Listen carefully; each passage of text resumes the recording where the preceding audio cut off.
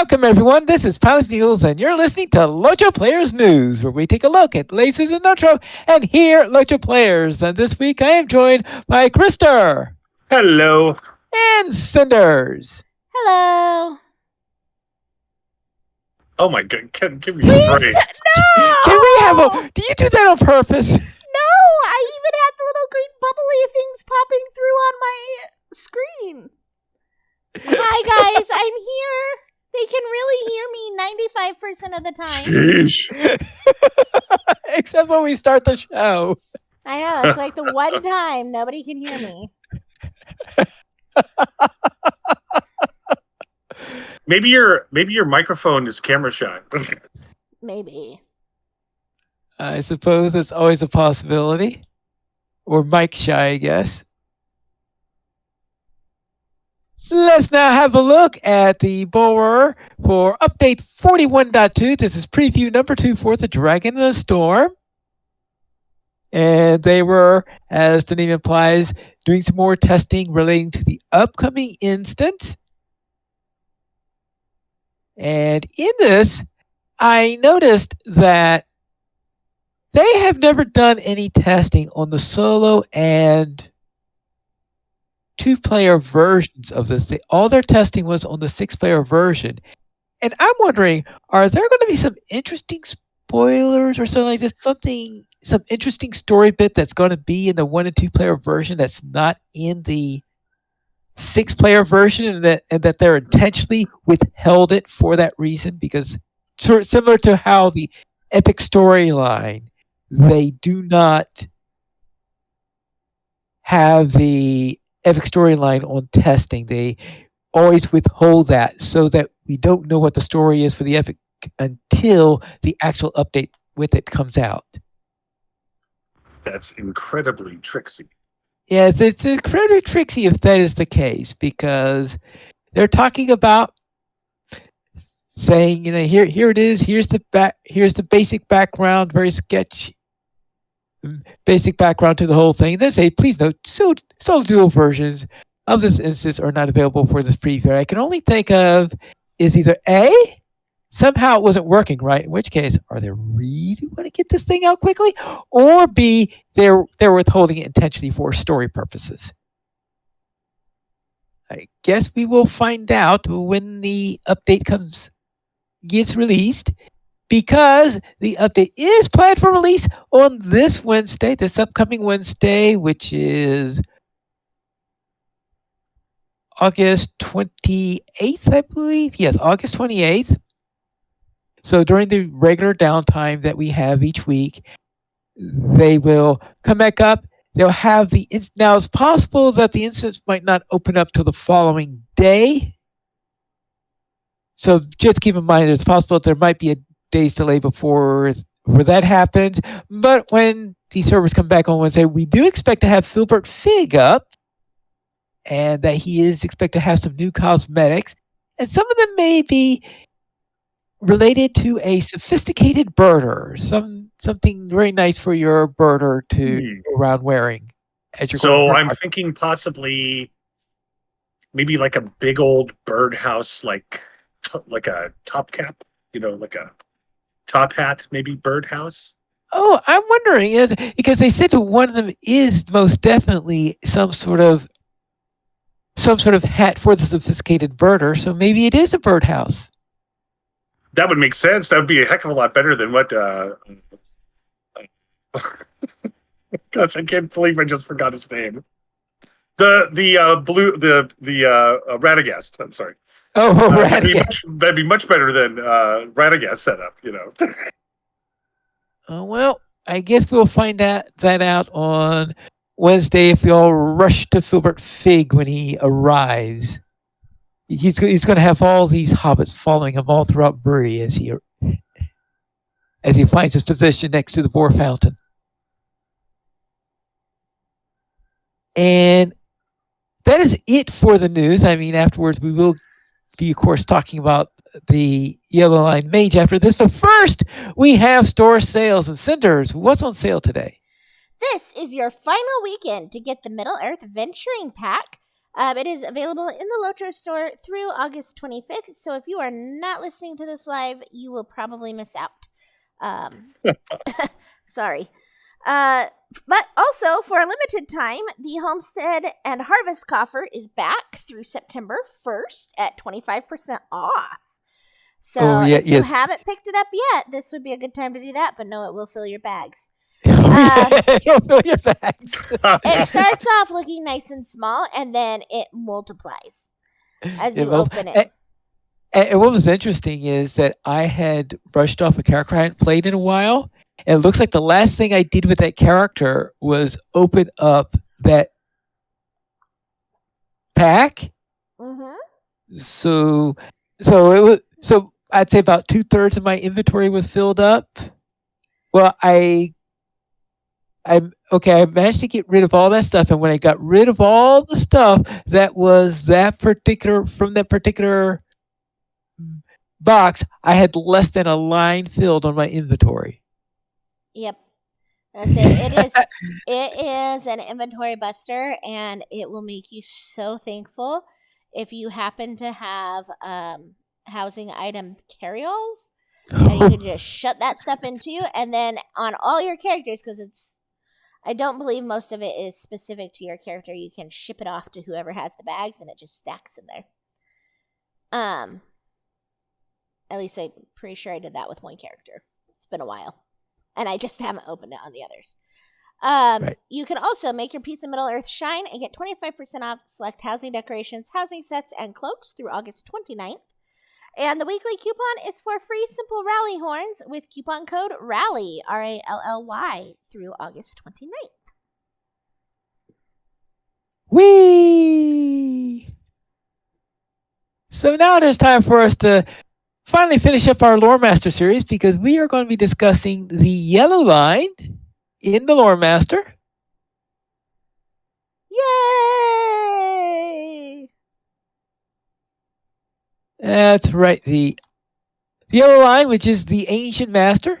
And these changes bring your yellow line Lore Master's power more closely in line with yellow line burglars and mariners. And the specialization skills for the Ancient Master are Fire Lore and Frost Lore have been merged into a single skill. Fire and Frost Lore, which is granted by specializing in the Ancient Master. The potency of this combined effect has been reduced slightly to times 0.9 outgoing damage, about minus 10% baseline. Test of Will's cooldown has been reduced from 60 seconds to 40 seconds. Friend of Nature, specializing in the Ancient Master, grants the ability to summon spirits of nature. Spirit of Nature no longer has an initial cooldown or any player commanded skills. Nature spirits now automatically flank enemies periodically, as well as automatically healing allies for a small amount. The minor pet skills have a 45-second duration and a 20-second cooldown. The spirit, the bonus morale is restored when you are healed. For the bear, it offers times 0.97 outgoing damage. The raven offers times 0.9 outgoing range damage and applies the enraged effect. The eagle, minus 2% incoming damage and plus 1 hope. For the bog lurker, plus 3% incoming range damage and plus 2% incoming tactical damage. And for the cats, 3% incoming melee damage and plus 2% incoming tactical damage. For insult to injury, now has 2 lightning and 2 fire sources. After using sticky tar or test of will, your next fire skill will apply bonus damage. Likewise, after using ancient craft or bane flare, your next lightning skill will deal bonus damage. For sticky tar effects, are now applied in a slightly modified way. Tar has a base duration of 20 seconds, but the duration can be increased by force of will, adding up to 15 seconds. Additionally, when sticky tar falls off an enemy through leaving the tar area or the tar area expiring, they will suffer from an additional 20 seconds of minor rent armor. This means that you can achieve a maximum rent armor duration of 55 seconds per use, though the actual ground effect will only persist for 35 seconds max. The Ancient Master specialization traits. Sticky Tar now grants the Sticky Tar skill. Stormlore grants the Stormlore skill. Ancient Craft grants the Ancient Craft skill. There's a pattern to these names, isn't there? Right? Hmm. It's like they give what they say they give. Yes. Wording Knowledge grants the skill. Wording Knowledge. And Warding Knowledge is now a defensive skill benefiting allies when standing in its area rather than debuffing enemies. Warding Knowledge applies a times 0.7 incoming damage effect, reducing damage by 30%. Warding Knowledge has a 30-second duration and a 2-minute 39-second cooldown. Well, that's rather a precise cooldown time.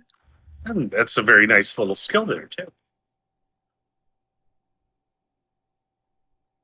The Ancient Master Trait Tree. Grasping Earth. This reduces cracked earth damage by 50%, but adds the delayed application route to the skill. So in other words, I did use that skill today. Yep. And did not notice any real difference in the effectiveness of cracked earth in doing what I wanted or expected it to. Okay. Like, reducing the damage by 50% sounds like a lot, but I'm thinking it probably just didn't do a lot to begin with. Well, no, what happened is that the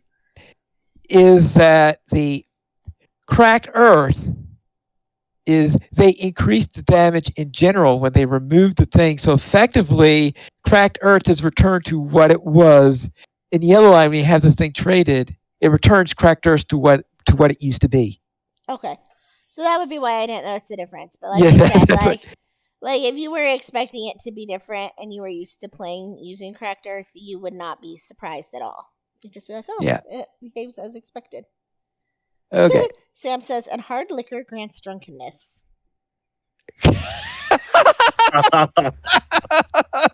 Oh boy. All right. Shield of Knowledge. Oh. Shield of Knowledge, formerly level-headed, provides a short defensive buff to you when using a lore skill. This buff is increased by rank. Bane Flare grants the skill. Bane Flare. Bane Flare cooldown is increased from 1 to 2 minutes, and its grace period reduced from 4 to 2 seconds. Ranks 2 and 3 reduce the cooldown by 30 seconds per rank. So in other words, it returns back to its old cooldown if you spend three trait points on it for all 3 ranks. I did not spend any on it at all. Okay, you decided to bypass it. I bypassed it because I didn't need it and was like, I have plenty of other stun skills. Well, there is that. Force of Will. Increase buff durations by 3 seconds per rank. This affects Slow Burn, Brittle Frost, Fire and Frost lore, Wind lore, Ancient Craft, Sticky Tar, and Knowledge of the Lore Master. Earth Power. Plus 5 seconds cracked earth root duration per rank. Yeah, I took So all if of you're- those. Figures. Mending lore no longer gives water lore an incoming healing buff at max rank. Sign of Power sees all ends, grants the eponymous skill. They decided not to say that it grants. Sign of power, see all ends. Yes. But then Yes. they say it in its vegetable soup version twice. So Yes. Yes. So anyway, Sign of Power sees all ends is now a short duration defensive buff for the Lore Master, negating 45% incoming damage and giving plus 100% partial parry chance for 3 seconds. Just slightly longer than the skill's animation. And Sign of Power Sees All Ends now has a 20-second cooldown. For Flow of Power grants the skill Share the Power. Additional ranks increase the amount of power restored. Blinding Flash grants the eponymous skill. Blinding Flash base days duration is now 10 seconds, and Blinding Flash base cooldown is now 30 seconds. But of course, if you take Explosive Flash plus 5 seconds, Blinding Flash days duration per tier. And I took full tiers on that one. Same. Quick Packing plus 5-second Blinding Flash cooldown reduction per tier. Sign of the Power Righteousness grants the eponymous skill. The Righteousness immunity now has a 15-second base duration and 45-second cooldown. Windlore grants the eponymous skill. This trait is unavailable when specializing in Nature's Fury on the red line. Windlore no longer hears up and simply applies plus 5% incoming damage when used. Immemorial Wind causes Windlore to spread fire and frost to nearby enemies. This trait is only available when specializing in the Ancient Master yellow line. Pleasant Breeze grants the eponymous skill. The amount of damage is increased by plus 5% with each additional rank. Pleasant Breeze restores a small amount of morale to a small area around your target. It no longer interacts with Gust of Wind and no longer requires a proc to make it available. Pleasant Breeze had its healing increased by 50%, and its cooldown was increased from 10 seconds to 30 seconds. Beacon of Hope changes. Yeah. Sorry, I was accidentally muted. Pleasant Breeze. If you choose to use it on another Lord Master, be prepared for giggles. Be prepared for giggles? Uh-oh. Yes. I used it on Pine Leaf today, and he just laughed and laughed. It's like, here, have a Pleasant Breeze. And he was like, what? All right, we can go on. Okay. I think it was your narration of doing it that made me giggle. I mean, it probably didn't hurt that you already had full health. Yeah, oh, well, there is that. Beacon of Hope changes the Light of Hope to Beacon of Hope and an area of effect skill with half the healing. This skill is limited to the fellowship of its target. This trait also causes Waterlore to apply a plus 5% incoming healing to its target when used. And grants the skill and effect Ancient Master. Are they talking about Beacon of Hope, or are they talking about something? I think they've switched to the Ancient Master that grants the skill and effect the Ancient Master. Yes, okay.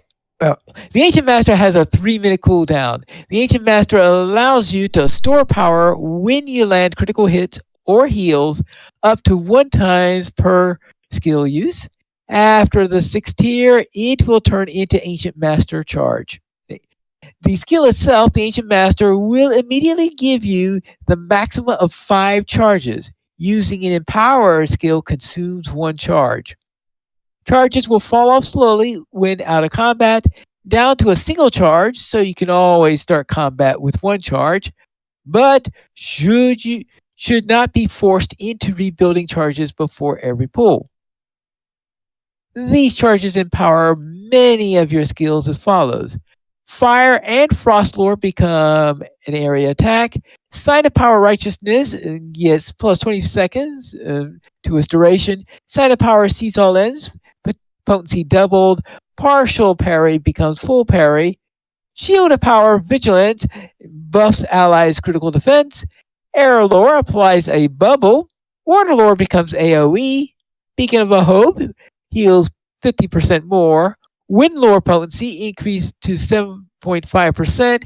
Burning Embers becomes an AoE. Gust of Wind deals more damage and applies Brittle Frost. Wizard's Frost becomes an AoE and debuffs enemies' inductions. Wizard's Fire applies a potency damage over time, and Wizard Spark stuns the target. And I completely forgot to check out Ancient Master as I was going through all of that. I think I ignored that in what I was doing. I probably lost the skill because Yellow Line has a lot of buttons on there, and keeping track of them was not easy. I don't know if you had any Agreed. trouble with that. Yeah, okay. I did have some trouble with that, so set up the ones that I needed. And I feel like if you're not doing group content, it's probably not as important to have like the Ancient Master easily found. Because you're doing smaller pulls anyway. And so I think that's probably what you and I ran into more than anything, is that we were doing on level or slightly under level content on landscape where we really could control those pulls. So we weren't pulling, 95 things at once. Yeah. But I could definitely see, like, in a raid situation, needing, like, water lore to be AoE and things like that so that it really does buff and help your fellows out.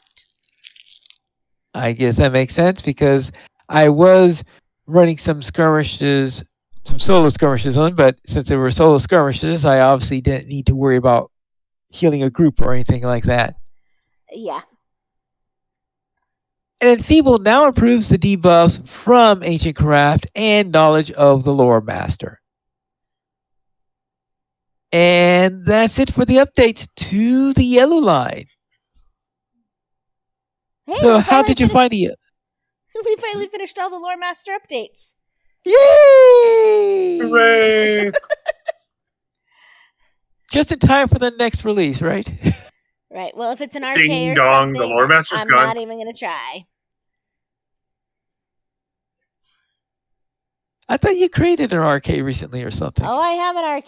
He's just low enough level that it's not going to make a difference. They could change whatever the heck they want. I'd be like, I haven't known anything different. Okay. Well, okay, you got a point there.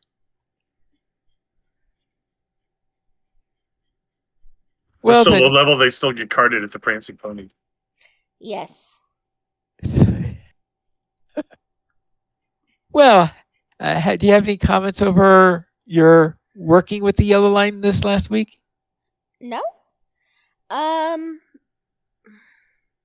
So I did not trait a true yellow, meaning that I didn't dump every skill in yellow.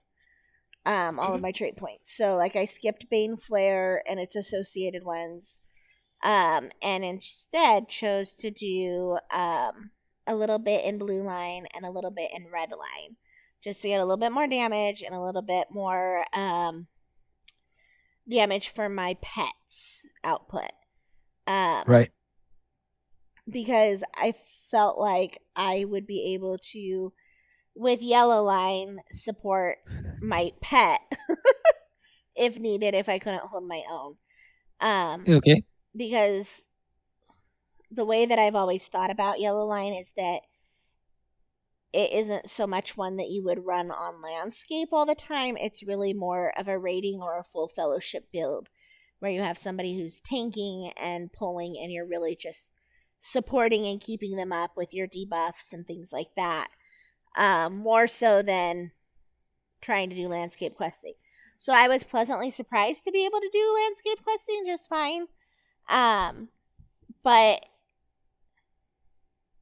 in my head, I was still thinking about it more as a supportive class rather than as this is what I would do on landscape. Like I still would pick red or blue line for landscape most of the time, not just because it doesn't have as many buttons or clicking things, but because they just generally have more damage, so things actually go down before they get to me.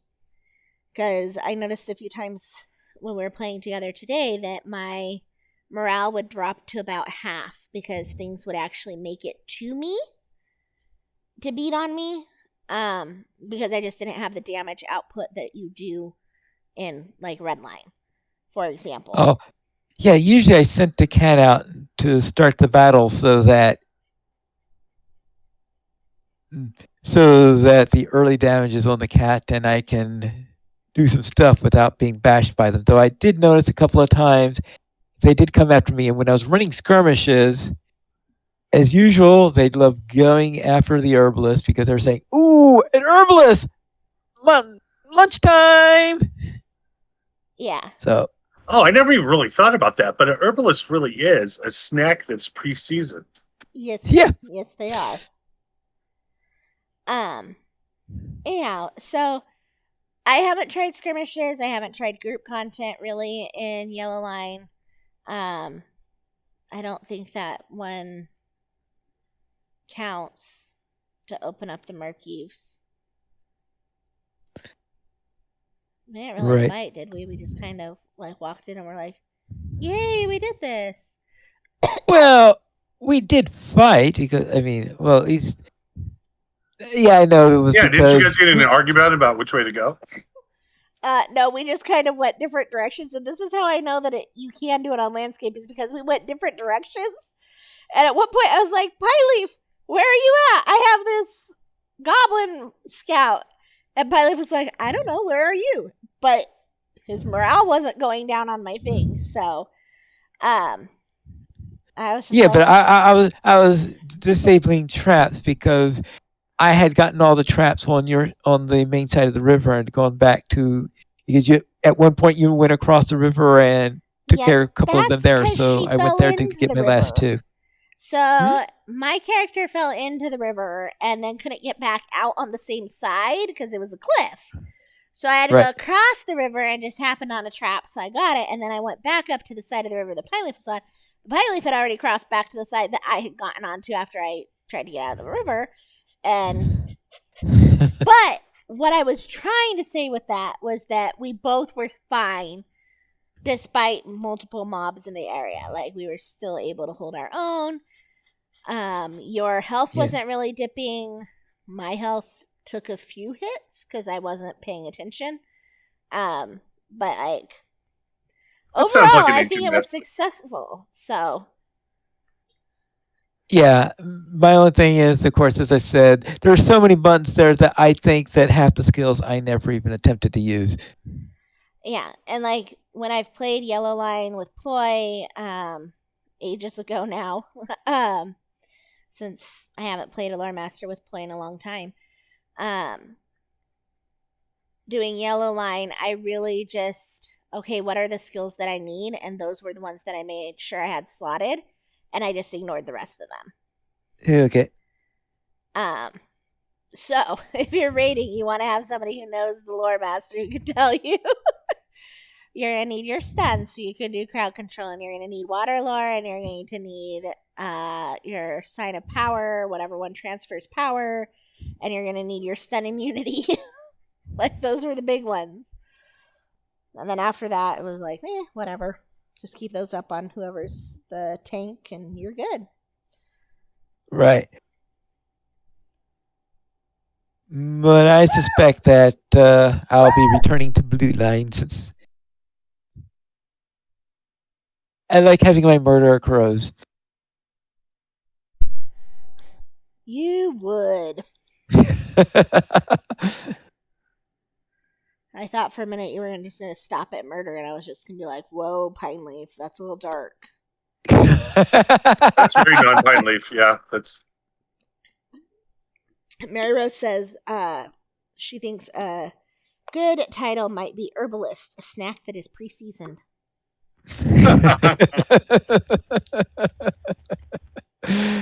well. I did my routine on Balrog bites. Maybe I can do a routine on herbalist bites. Right. Yeah. Let's head into our weekend gaming. Krister, what were you up to while Cinders and I were going around testing lore masters? Well, to my eternal shame. Well, it's not my eternal shame. It's just unfortunately I have a real life quest I've had to do. It's kind of thrown everything out of whack. So we got reorged at work, and we have a new thing we're learning, and it's my sleep schedule has gone completely out of whack. So gaming was kind of, I can't believe I'm saying this, but kind of a secondary thing this last week. I had to put my like real life and real responsibilities. ahead of my fantasy life. So I didn't get much gaming done this last week. However, this afternoon, or this actually this late this morning, I got to play a little with ESO, this guild that we joined that does some PvP. So it's to bring kind of people who don't normally do it out in a group environment, and it's actually a lot of fun. So got a little bit of gaming done, hoping to get more done this week, but our training's not done yet, so I'm not feeling too optimistic. So just one big bah humbug on my gaming this week. Cinders, hopefully you had a non-bah humbug gaming week. Well, I had a slightly more involved gaming week, but it really consisted of 2 days where I did more than one thing. So on Wednesday, I did get my RK up to level 11 and 2 Gondaman before I started falling asleep at my computer. So at that point, I was just like, you know what? I'm done. So I stopped what I was doing and went and watched some TV with my sister. And then this morning, I played some Banished. I'm specifically working towards the awards for getting to a population of 300 without schools or trading posts, because there's 2 awards for that, one for each. And then this afternoon, Pyleaf was like, hey, do you have time to try Yellow Line? And I was like, yes. So we played Yellow Line Lore Master this afternoon with a nap in the middle of it to break it up, because sleep was delightful. So that is my week in gaming. Pyleaf, how was yours? All right, I'll begin with my Captain Lore Master, who, after running a few skirmishes to test out the yellow line, I then decided let's test out the yellow line beneath the surface of Umbar. So I finally got around to working on those quests in there. So I went, let's say about 2 of the hubs I might have finished up and all that stuff. You know how it is beneath the ground in there. You tend to take a little bit of this, a little bit of this, a little bit of this, and you sort of, at least I do whenever I go under there, I see myself jumping all over the place constantly rather than being consistent on my hubs as I am with most areas. And then on my 60-ish characters, I have 2 60-ish characters on Landrevol, so I took one to Friday Night Fights. I went into there, and halfway through it, I suddenly realized that my minstrel was playing with old allies. So after that session was over with, I went in, updated my legendary items on that. So it shows you how last time I played that character. Then when I was getting ready to play my 60-ish lore master with Cinders, we found out, my LI has not been updated on that character either. So I was getting all my LIs. At least this time I knew about the lore master changes and all before choosing what LIs I was going to be working on. And that was so exciting that it required a break for a nap afterwards. See, it put her to sleep. It did. And then on Angmar, my warden finally ran into some serious fights against those raids. And things were getting tricky on the first couple of times I ran into them, and so I ran away on those particular cases because I didn't think I was quite ready for it, because my spear was pretty poor and stuff like that. And eventually, though, I started finding some scholarly materials, so I was able to make some of those scrolls that you really love to have when you're fighting against serious battles or anything like this. So whenever I go into a situation where I might be thinking I'm going to be running into raids, I use a couple of those plus eat. This is why I took scholar, farmer, and cook as my 3 professions, so that I will be able to have a plentiful supply of all of that stuff. So between those items and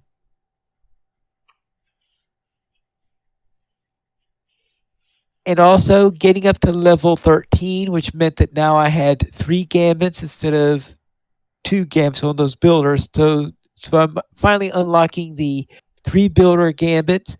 So with that, I was thinking I was finally ready in order to go stand toe to toe with the Nazguls, or not Nazgul raids. So when the raids came up that last time, I had no place to retreat to in any case. So I stood my ground and I was able to beat that raid. So my first real one, because I think last time I talked about, I think last week I might have said that I helped someone else kill the raid that they had in there, which is the first one I actually faced. But this is the first time I was able to solo a raid and be able to get through it without being ripped to pieces or anything like that. Well, nobody's had the heart to tell you, but that poor spear, that's an umbrella, okay? Everybody thought you'd figure it out eventually, but Well, yes, but since it was a human-sized umbrella, it was harder to tell. human-sized umbrella.